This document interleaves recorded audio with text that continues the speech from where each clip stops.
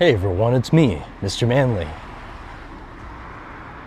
And today I'm going to talk about how to tell if somebody is good or evil. Now I know I'm taking a little jump away from my typical bodybuilding and supplements, what to eat, but today I really think it's a lot more important to know whether or not you're hanging out with good or evil people, because that will affect your nutrition so much in so many ways. Affect the way you feel, literally the soul for your food, who you hang out with. Yeah. And one of the things I'm going to talk about is number one, like I've said time and time again, me being here and you talking to me, you're supposed to be getting my energy and feeling, my thoughts and what I've been through, yada, yada, yada. How do the people make you feel? That's the number one thing. When you're around somebody, how do they make you feel? It's just so important. You know what I mean? You're going to be around some people that 50% of the time they're gonna reel you in and treat you, make you laugh and remind you things that they remember, they act like they remember your name, or act like they remember where you were born. It's very narcissistic, psychopathic, and they're like, oh yeah, I know your license, you have a red car and something like that, and they act like they remember things, they act like they remember the name of your pet, and they do that and they reel you in. Then the other half of the time you're stuck in their fucking car with them. You're stuck out on a dinner date or dinner with a friend or whoever this evil person is. You're stuck out there with them and they got you trapped, and they sink their claws into you and you feel like shit and you can't get out of the situation, and they fucking use you as an emotional punching bag and just treat you like absolute trash. And then you know what? They just shit on you, use you. And before you know it, you're feeling very terrible around this type of person. And then you know what? They give you another compliment, they make you feel good again, and everything's just fandy dandy. And so that's disgusting. And you know what? You are not, probably, you're not gonna have the power to get rid of these types of people. They could be in your workplace, girlfriend, boyfriend, or something in between. They could be just these sick people. Narcissists, Machiavellianists, whatever, fucking sociopaths, psychopaths. So that's really dark, creepy, and they're going to be there. You know them right now. You can see them in your head. You know their names. You associate with them. You know who they are, but you got to keep your distance. And you're going to know these people. Kit Kat cross. Kit Kat, let's go. So yeah, you're going to... So what you got to do, you got to recognize these people, and more often than not, you're not going to have the courage to disassociate from them. You're not going to have the power to be able to stop hanging out with them. But there is going to come a time when they fuck you over so bad, and you're going to take some time away from these people. You're going to take time away from these people that use you. They treat you like shit. They call you names, and you know what? You're very humble, and you just take the bad behavior. You take the bad behavior because you're a decent human being. You take the bad behavior, you let it slide, you forgive them. And you know what? You just don't see any change in their behavior. You get that disgusting gut feeling that you're a piece of shit when you're around them. But then you hang out with other people and they actually make you feel 7 feet tall. Or if you're already 7 feet, they make you feel 8 feet tall. Let's go for 9, baby. You know what I'm saying? And so those are the type of people you're just gonna really know. And people are gonna talk, they're gonna say, that guy's a fag. Or they're gonna say, that guy's mean. Or they're gonna say, there's something wrong with that person. And you know what? Those types of people, you can't help them. You know what I'm saying? So that's pretty crazy. And another way to know if somebody is good or evil, okay, is, I hate to judge on appearances, but you're going to want to look at the way they dress. Because decent human beings don't really like wear tattered clothing with holes and have like really, really bad breath and like have like ticks and just very strange, unhealthy stuff. You know, usually when somebody has a compromised immune system, they have a compromised spirituality as well. And what I mean by that is, if you can let sicknesses into your body, usually you might not have God in your life, or you just have really negative thoughts, and negativity goes in you, and then you put negativity back out to other people. So people that are constantly sick, people that are constantly complaining about their life, you got to know these types, and you'll see it manifest outwardly. You know, they may be really obese. They may have like facial hair in strange spots. They may cross.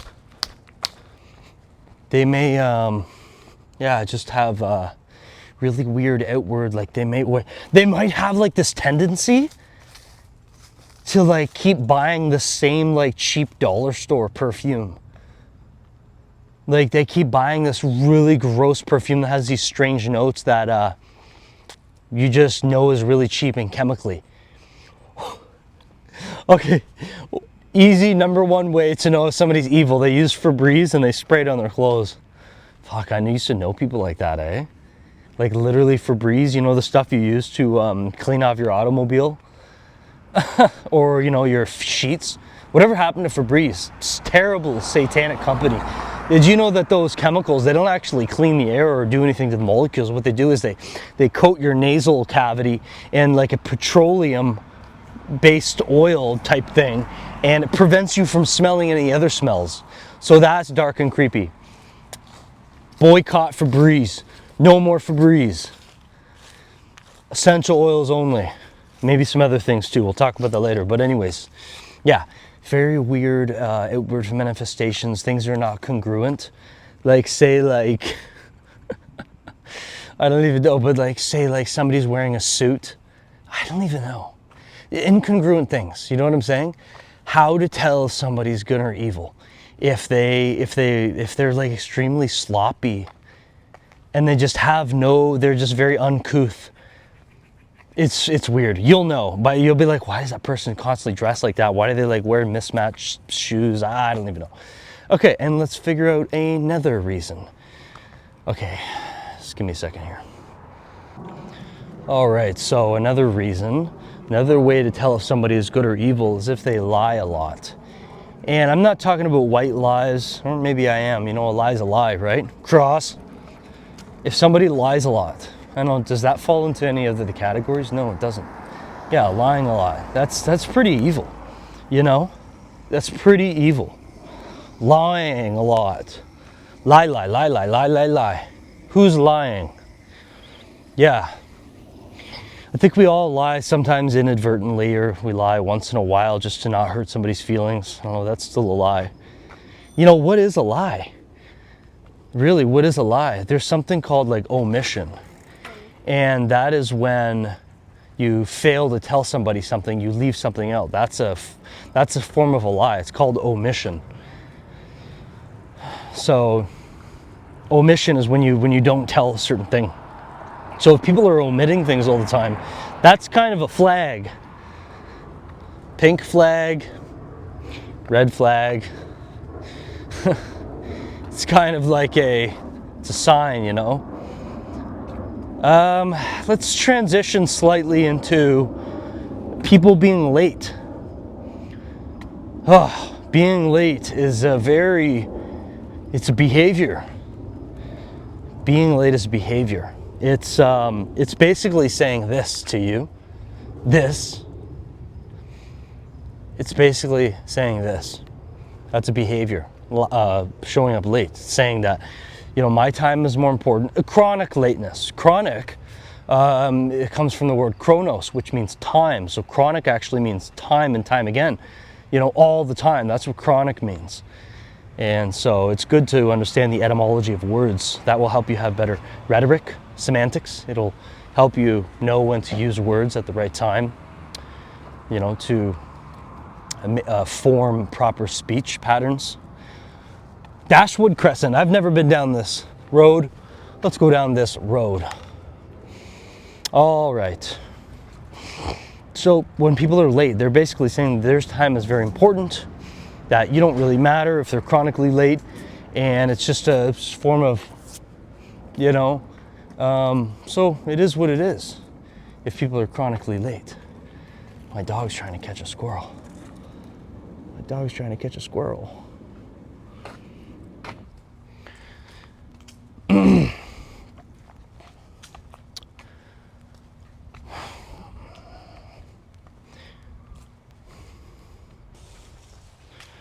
You can usually tell if somebody is evil by the look in their eye.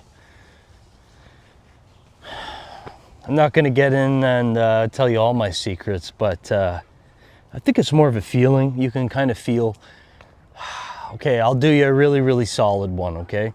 Listen, if you can get a picture of somebody, or just picture their face without their eyes, picture their face with only their eyes, take out the rest of their face, you can kind of look into people's eyes and know if they're dead.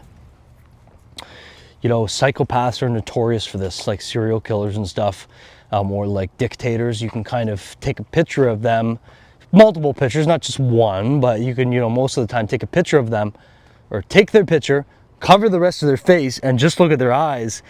And, you know, certain instances you can tell whether or not, you know, they're dead inside, they're a killer, they have no emotions, or if they're vibrant, full of life, full of the Holy Spirit, Holy Ghost, full of God, full of happiness, love, generosity, patience, grace, loving kindness, these things. You know what I'm saying? So that's very interesting. Look into people's eyes. Eyes are the windows to the soul. Okay?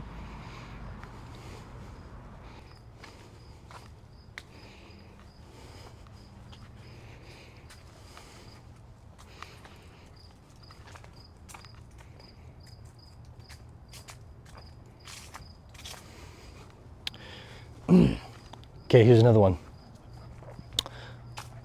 Do they like animals? How do they treat animals? Wow, this one's friggin' easy and powerful. This one is so easy and so powerful. I should have made this number one. Listen, number one. Everyone always tries to cover up their problems, and they should, you know, to a certain extent, right? But there's nothing more powerful than admitting you have a weakness and addressing it. But at the same time, some people are so smart, they will say, they're so cunning, they'll say they have a problem, admit that they're bad at it, but all the other problems that they have, they won't show their weakness or their problems. That is called selective honesty. So some people will admit, you know, oh, you know, I have terrible back pain, you know, I shouldn't have done that job for so many years. I really hurt myself. I have terrible back pain. But really, they're being honest about that, but they didn't tell you that they just stole your wallet or something. You know what I'm saying? So selective honesty. You know, evil people will use that a lot of the time. Now, back to the animal thing. When you want to judge somebody or assess them or, you know, see them or see what they're like, you know, observe people. Why do you think we have job interviews or dates, right? It's because we want to judge the person. We want to arbitrate their worthiness, and so on and so forth. So number one thing you can do is see, do they have a pet? Do they have an animal? Okay? Do they have a pet? Do they have an animal? And usually when somebody does not have an animal, usually, you know, they may be too busy, but literally anybody that loves animals, they can't be too busy to have an animal. You know what I'm saying? They can't be too busy. And so if that person that you're trying to assess, let's use the word assess, you know, we don't want to say judge, it's very, very heavy. But the person that we're trying to observe and assess, if they have an animal, or if they don't have an animal, you can see how they treat other animals. You know what I'm saying? All right, I just saying hi to a few people. Their dog wanted to meet mine. Actually, they didn't. I actually forced them to get their dog to meet mine because I think that they should properly socialize their dog. You know? Yeah, she was holding her dog and saying, and I said, no, the dog's friendly, let them socialize. You know, you can't live this sheltered lifestyle where you don't want to socialize your dog. Their dog is, yeah, you know what I'm trying to say? So there you go. You know, I'm taking initiative to bring people together and get them to be together and socialize one another, people, dogs, even bacteria. I tell bacteria to come together and harmonize. So when that person you're trying to assess, if they are, if they have like this weird thing where they don't like animals, or if they don't have an animal, or they call they tell you to get rid of your dog, that's evil. That's evil. That's evil. If they call your dog a shithead, that's evil. Yeah, 100%. Yep. Now, I've done a lot here. I'm satisfied. But one thing I did want to mention is notable mention, is that although somebody may fit all the signs of being evil, they may just have evil tendencies or be possessed by a demon. They may just have like demonic entities like controlling them, but it's not really who they are deep down. Because you know what? I've struggled with my own bad thoughts, and now I can see clearly that wasn't who I was. It was just the people I was hanging out with that was just so crucial in life. Oh man, I could just picture like little hoodlum gangster kids running through the mall with like masks on and like stuff, and they're just hanging out with a bad crowd. And not all those kids end up going to jail, and they don't all end up getting in trouble, but they just associate and waste their time, waste years of their life around evil and around ugliness, around lack of exercise, around like fast food like McDonald's, KFC, and they just eat that. They eat garbage. They just eat death. They just eat evil, and they never realize, oh, I don't have to hang out with 5 gangster kids and go to the mall and steal quarters from the arcade machines. I don't have to do that. I can go to law school. I can go on a yacht. I can go fishing. I can work out. I can drink raw milk and enjoy cookies that are made with real butter. I don't have to sit on a curb and stare and mug. I don't have to sit there and like mean mug everybody. Like that doesn't have to be my life. You know what I mean? So yeah, just because somebody is like afflicted with evil entities, it doesn't mean they're bad people, because you'll just know on a deeper level kind of if the things they do for you is more positive overall than not. So you'll kind of get that feeling, that deeper knowledge.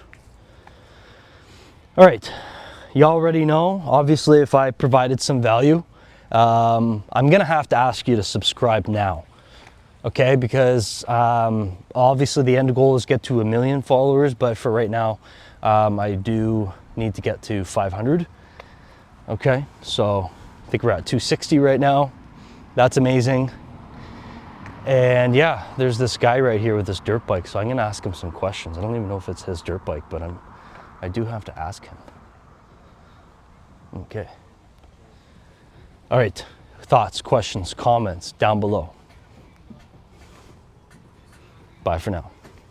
And this is the bike I was talking about. This is one of my dream bikes right here. What is this, buddy? The Kawasaki? It's a Beta 400 RR. Whatever that means. It's a beauty. And this is a dirt bike with a street kit, right? Yeah. This is literally my dream. Okay. So, after we hit 500 subscribers to get monetized, maybe I'll get myself one of these. All right, let's go. All right, bye for now.